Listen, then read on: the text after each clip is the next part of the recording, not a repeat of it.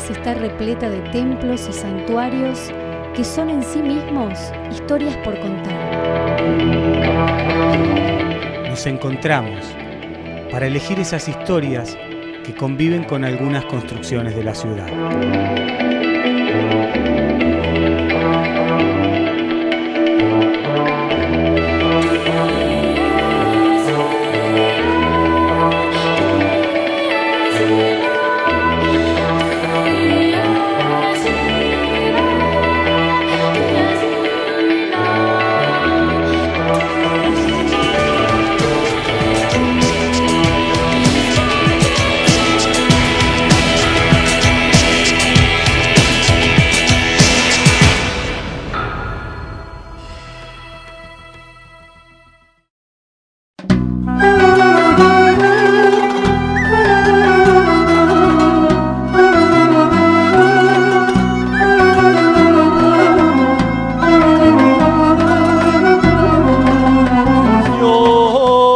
Թակավորությունն հոր եւ որդվո եւ օգուին սրբո այժմ եւ միշտ եւ ավիդյան սավիդենից ամեն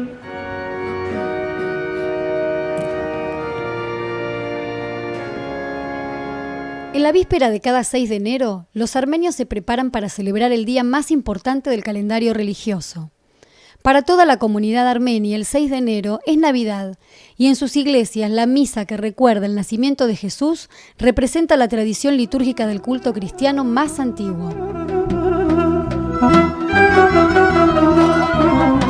Sergio, cuando uno ingresa a la iglesia San Gregorio el Iluminador, hay algo que no se puede dejar de hacer.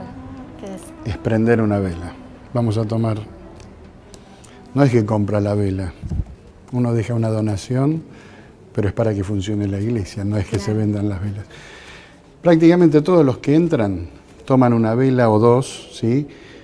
Y vienen a este sector, que es como un pequeño altar, ¿no? Es la parte íntima, digamos, porque uno en la misa, uno lo que hace es participar de la misa, no puede cambiar ni agregar nada, pero en este sector uno hace una oración personal, pide por algún familiar que esté mal, agradece algo que le haya ido bien, no utiliza las fórmulas estrictas, digamos, puede hablar con Dios, ¿no? Claro, es un momento de reflexión. Es un momento de reflexión, ¿no? y tal vez la vela sea el catalizador. Entonces uno prende una vela en la vela grande, mayor, ¿no? Sí, que representa a Cristo, ¿no? Y después lo para, está todo lleno de arena, entonces quedan paraditos ahí. Ahí arriba dice, yo soy la luz, ¿no? Que son palabras de Cristo. Por eso la vela y la luz. Claro. Uno prendiendo de la vela, en cierta manera, está tomando la luz de la sabiduría, de la religión, de Cristo. Y las velas representan a los fieles, ¿no? Claro. ¿Y esta inscripción que está acá, qué quiere decir? Bueno, en toda la iglesia va a haber inscripciones por todos lados, porque casi todo lo que hay está donado por alguien.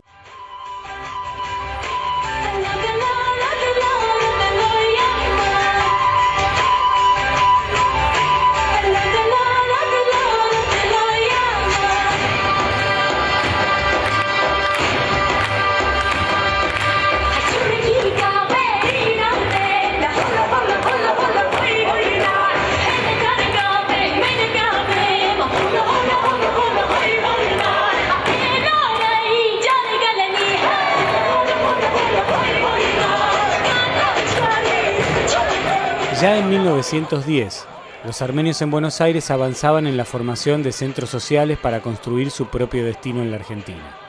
Para eso, no solo se reunían tal y como lo hacen hoy en día, también se organizaban. ¿Cuántos años tiene este lugar, Juan Carlos? Este edificio tiene desde el año 32, 79 años seguramente. ¿Y cuánto tiempo hace que usted lo tuvo que restaurar? Lo restauramos hace 2 años aproximadamente detrás, con un equipo que me acompañó. Hicimos toda una restauración de la idea del original que tenía el arquitecto Aslan. Con lo cual, para hacerlo tuvo que meterse adentro de la cabeza de él. Si no, se puede restaurar. Cuando uno tiene que estudiar a fondo las características del edificio y para poder volverlo a restaurar en las mismas condiciones. Sergio, la Iglesia Apostólica Armenia lleva su nombre por estar fundada por 2 apóstoles, ¿esto es así? Sí, exactamente. La Iglesia Apostólica Armenia fue fundada por 2 de los alumnos de Cristo, San Bartolomé y San Tadeo. En el año 301, justamente por trabajo de San Gregorio, que sería después prácticamente la piedra, el patrono de la Iglesia, no el fundador, sino el que él logró que el rey se convierta al cristianismo. Estaba enfermo, lo curó de una enfermedad. Pero bueno, la historia termina bien porque el rey una vez se bautiza y ordena que el país, corte, claro, el país hizo una proclama en la cual declaró el cristianismo como religión oficial. Entonces Armenia se convirtió en el primer país en el mundo en que el cristianismo fue oficial, de religión de Estado. De ahí en más hubo un trabajo de edificar iglesias, difundir el cristianismo en todos los rincones. Y bueno, y paralelamente a esto aparece una figura fundamental que es San Mesrop. San Mesrop lo que hizo fue crear el alfabeto armenio para traducir la Biblia al idioma armenio. Hay indicios de la presencia armenia a partir de la lista de pasajeros desde fines del siglo XIX, pero la primera oleada migratoria comienza ya con unas masacres conocidas como las matanzas de Adana en 1909 y luego se incrementa con el genocidio de 1915. No obstante eso, podemos decir que con anterioridad hay una inmigración que viene en busca de mejores oportunidades de vida, como para ver, el panorama en la Argentina. O sea, el genocidio significó un hecho, más allá del hecho físico, traumático, significó una ruptura, un corte, una pérdida de absolutamente todo, desde lo material, pero sobre todo una ruptura a nivel interno de cada persona, ¿no? Porque era como dejar todo, dejar su casa, su vida, absolutamente todo. Algunos de los sobrevivientes, ellos deseaban como, hacer un corte total, ¿no? Incluso llegaban a un lugar del cual conocían poco, pero no obstante eso, buscaron, venir a un lugar alejado porque la idea de estos que llegaron a la Argentina en forma directa, primero a través de Beirut a algún puerto de Europa y luego de Europa los transatlánticos a la Argentina, estos venían ya definitivamente a quedarse, ¿no? La historia de mi abuelo, que es apasionante y muy dolorosa, porque por un lado, él tenía 8 años y estaba con su familia, su mamá, su papá, sus hermanos, sus sobrinos, sus cuñados, cuando lo manda el papá a buscar a un hermano mayor que era soldado, para que lo saquen del pueblo de Hayan. Cuando mi abuelo se va, creo que a las 2 o 3 horas vuelve, estaban todos muertos. No encontró al hermano, entonces, a partir de ahí empezó a hacer la caravana con toda la gente que se estaba yendo de este pueblo. Creo que en el Líbano conocí a mi abuela. Él viene para la Argentina y al tiempo le manda a pedir al hermano que traiga de allá a mi abuela a la Argentina para casarse con ella. Viene mi abuela a la Argentina, se casan y había algo tan maravilloso que yo veía hacer a mi abuela, que era que casi siempre cuando mi abuelo volvía del trabajo, ella le lavaba los pies. Mi abuelo se sacaba Perdón, pero me emociona. Mi abuelo le sacaba las medias, se sentaban ahí en el patio, ponían una palanganita de metal y le lavaba los pies. Entonces yo le preguntaba a mi abuela por qué hacía eso. Y ella me decía, este hombre me trajo a mí a la Argentina, pero fue porque quería casarse conmigo. Pero después trajo a toda mi familia a la Argentina, a mi mamá, a mi papá, a mis hermanos, a las esposas de mis hermanos, a los hijos. Y me dice, y eso no lo hace cualquiera, me dice, lo hizo tu abuelo. ¿Con qué idea Aslan construyó este lugar para la comunidad armenia?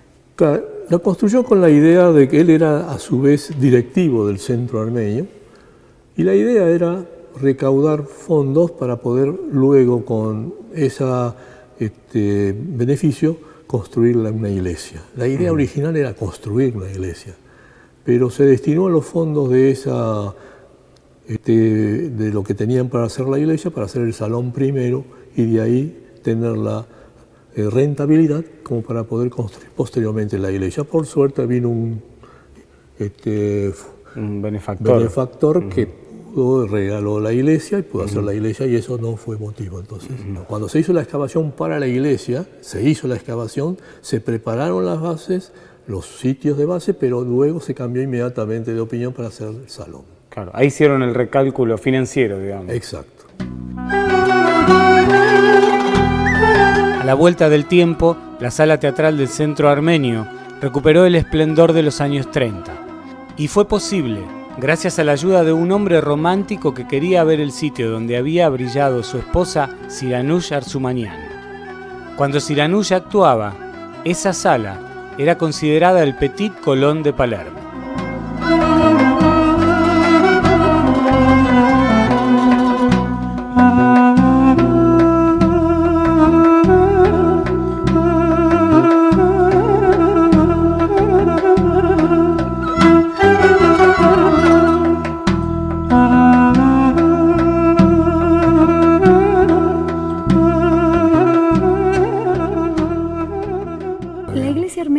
Su propio papa, no reconocen al Papa del Vaticano. No es que no reconocen, sino que a través de los tiempos y muchos siglos, la evolución misma de la realidad histórica del momento hizo de que los armenios quedaron aislados del resto del cristianismo, y obviamente el que fue la cabeza de la iglesia terminó siendo un equivalente al Papa. Durante mucho tiempo Armenia estuvo bajo dominio de distintos pueblos que fueron destruyendo la estructura del Estado, a tal punto que desaparecieron los reyes.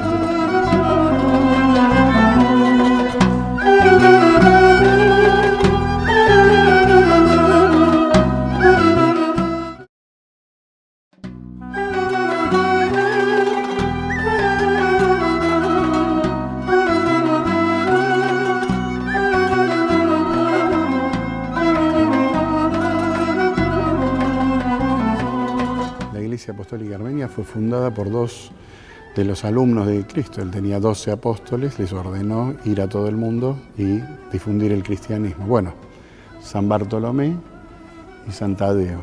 El genocidio significó un hecho, más allá del hecho físico, traumático, significó una ruptura, un corte, una pérdida de absolutamente todo, desde lo material, pero sobre todo una ruptura a nivel interno de cada persona, ¿no? Porque era como dejar todo, dejar su casa, su vida, absolutamente todo.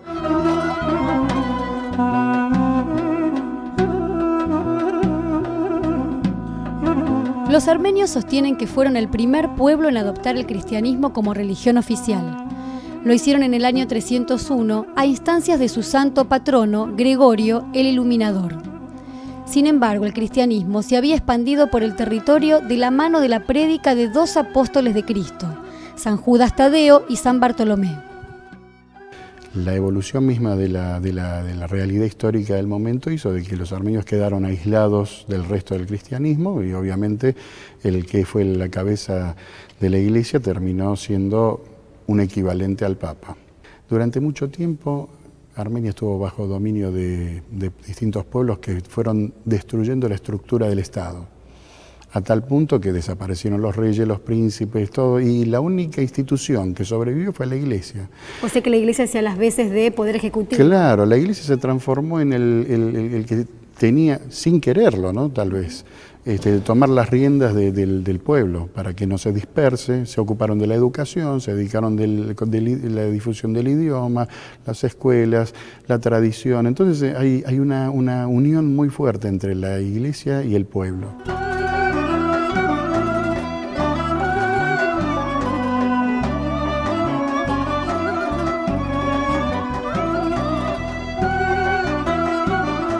Cada vez que se construye una iglesia armenia, el constructor debe participar de una ceremonia en la que 16 piedras se envuelven en un paño blanco, se bendicen con agua y vino y se entierran en los cimientos.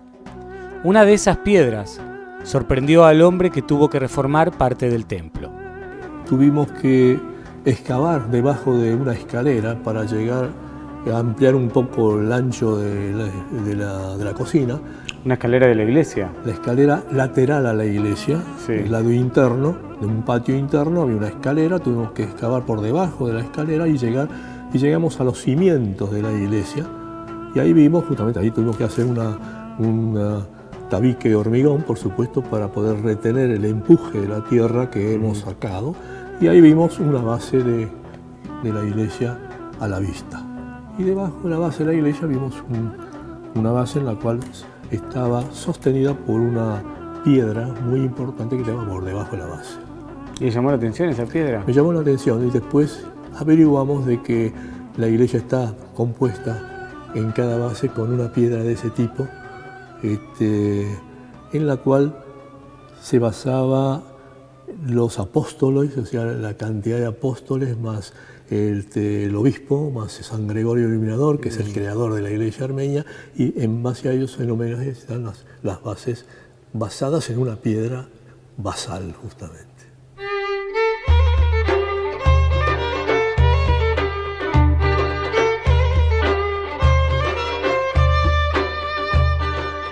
La importancia de Arslan, digamos, es porque él, digamos, fue el arquitecto que donó su trabajo, bueno, y a su vez dirigió en un momento dado, escribió las editoriales de una publicación de la institución que se llamó Haigetron.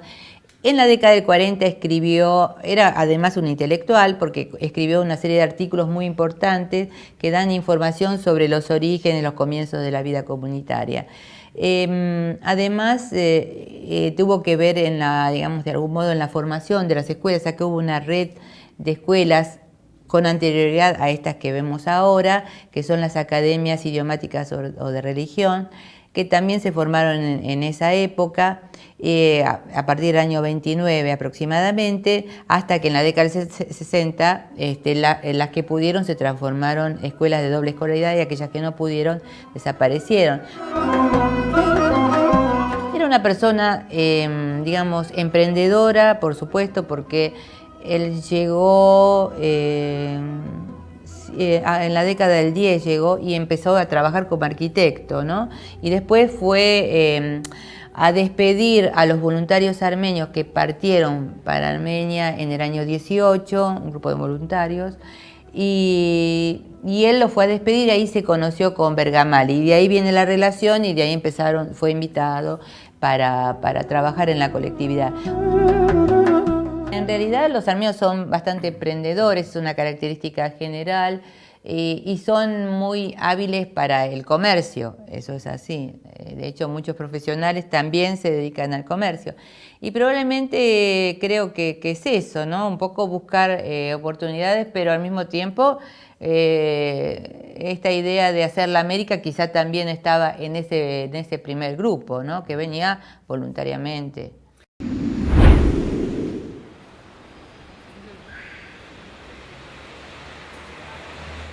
Acá se hacían los actos, pero también hice la obra de catarsis.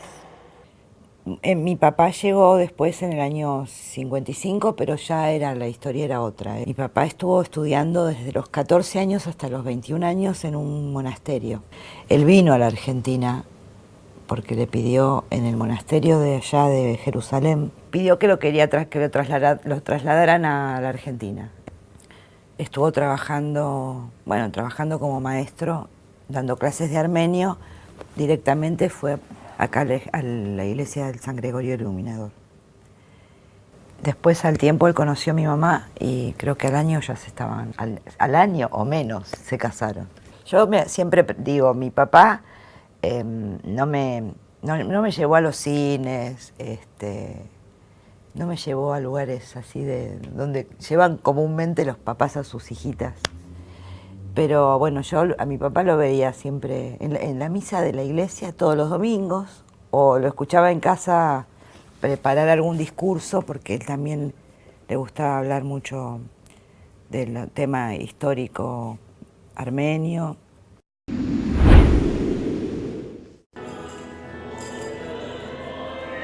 Las autoridades de la Iglesia armenia conservan un gran espacio simbólico entre todos los clérigos. Se distinguen por el uso del vegar, el sombrero de los célibes, inspirado en la forma del monte Ararat, la montaña más conocida de Armenia. Los obispos, los sacerdotes, tienen familias propias, se casan, mantienen celibato. La característica más interesante de la Iglesia armenia es que el cura párroco, es decir, el que atiende al feligrés, el que va a estar en contacto con la familia, es casado y debe tener hijos para ser cura párroco. Esto es muy importante, ¿por qué? Porque al tratar con los problemas de la familia, me refiero a los hijos, los problemas de la vida cotidiana. Sí, tiene que haber tenido una experiencia familiar.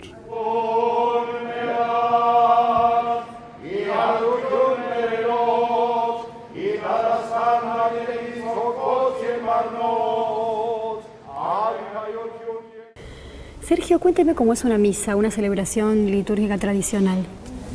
Bueno, la misa es bastante larga, es interesante. Por lo pronto el Padre Nuestro es cantado, ¿no? Sí, casi toda la misa es cantada y bastante larga y pomposa, muy solemne.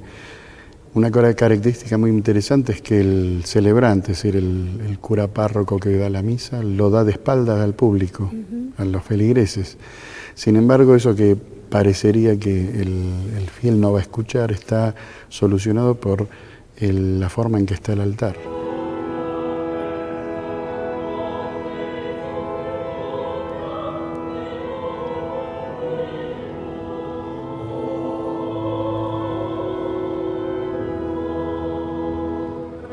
Percution, Ichali Egnis, Marmraza, Martamin,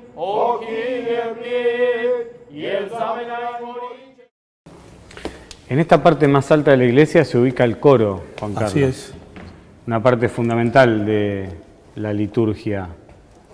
Es fundamental porque acompaña a la misa y hay una coordinación entre el obispo o el cura, el sacerdote y el coro en general. Con lo cual, el nivel de amplificación de sonido desde este sector hacia el altar y desde el altar a este sector tiene que ser recíproco. Tal cual. Tiene una muy buena acústica.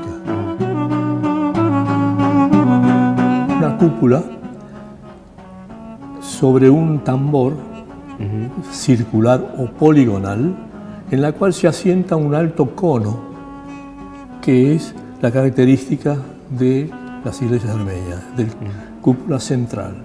Ese elemento circular, octogonal o hexagonal, depende, para que pueda apoyar en un cuadrado de 4 columnas sobre 4 columnas, se necesita una intermediación. Y esa intermediación son las pechinas, en la cual lleva la carga del círculo del tambor hacia los 4 puntos de apoyo en cada una de las columnas.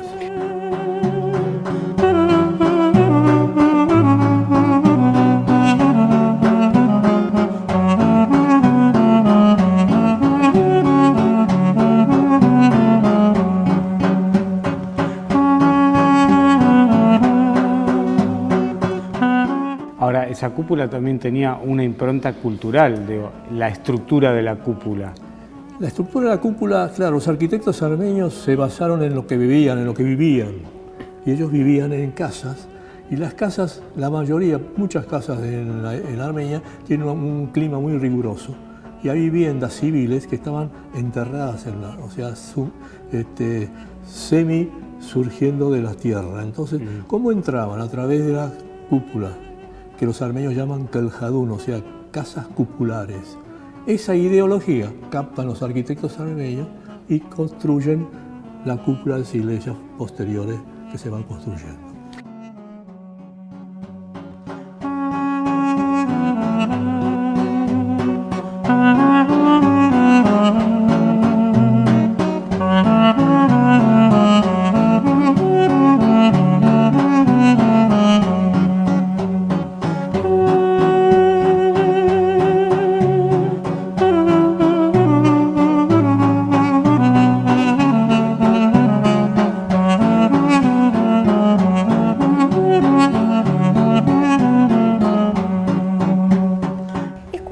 cómo los armenios y su iglesia conservan las tradiciones. Fíjate, desde el momento en que se tuvieron que unir como pueblo para escapar de un genocidio, hasta el día en que ellos celebran la Navidad, que es el 6 de enero, como se hacía ya en el siglo IV. Sí, no sé, pero también es llamativo cómo construyeron la iglesia. Pusieron 16 piedras en los cimientos. Eso es toda una ceremonia religiosa. Imagínate allá en la década del 30. Un grupo de hombres y mujeres en una obra en construcción, tomando 16 piedras envueltas en un paño blanco y colocándolas en el cimiento, y después tirándole una colada de cemento. Y que eso, además, forme parte de la ceremonia religiosa. Agregale que esas piedras previamente fueron lavadas con